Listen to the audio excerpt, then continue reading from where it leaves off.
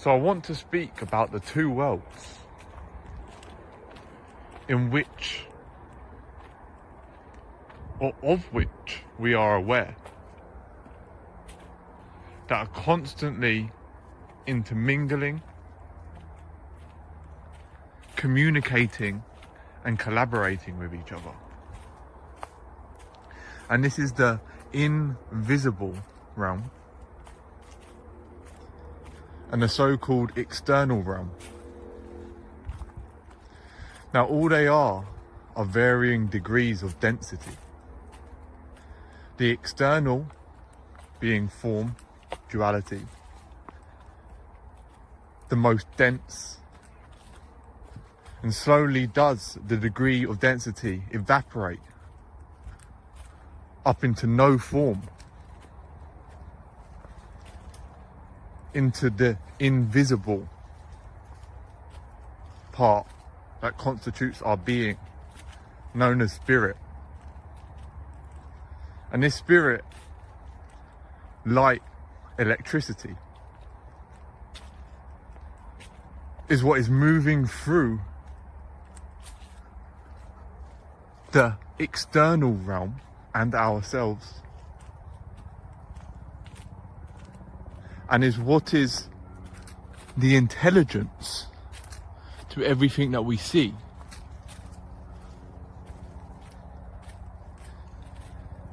Now the intelligence itself also varies in degree, as everything does in this world. And that intelligence is essentially what governs the form at which matter takes. Now this invisible realm also has laws that govern it, that are basically the principles to the potentialities of what we see. Now in essence and at its core,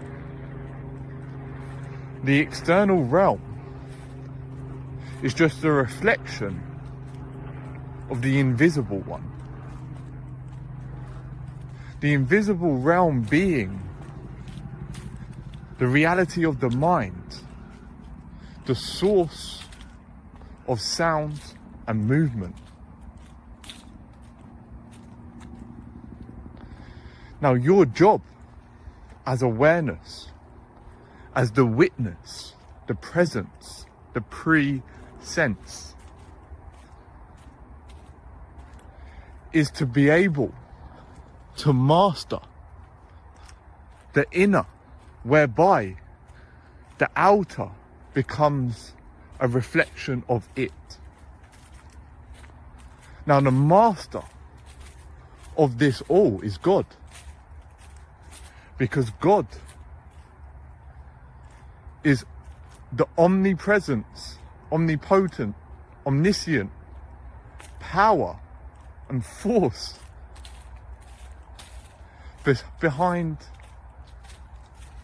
creation itself. And that we are only parts that make up the whole, but are in no way separate from the whole itself. The problem is when the invisible and thus the visible are out of harmony with the truth, which is those laws, then you can never fully dissolve yourself into the all being, because you are too dense. You are too far within the illusion that you haven't essentially alchemized yourself into spirit, whereby you can enter where there's no space.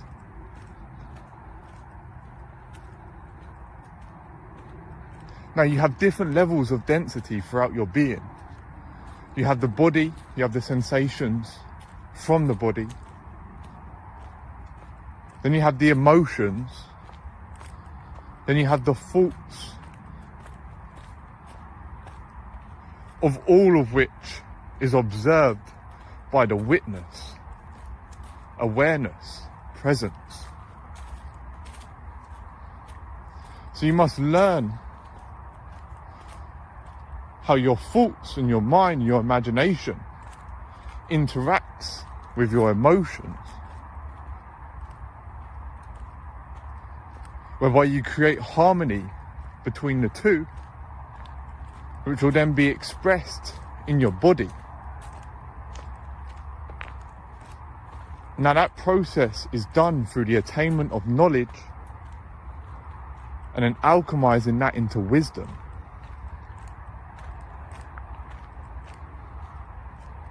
Because wisdom is seeing. And I'm not talking of the seeing of the objects or the seeming separation, but I'm talking of the seeing that allows you to pierce beneath the illusion. And once you become the truth by seeing the truth, you create harmony throughout your whole being. That harmony then reflects itself in the beauty of the world by manifesting the truth. At which point you return home to the place that you began,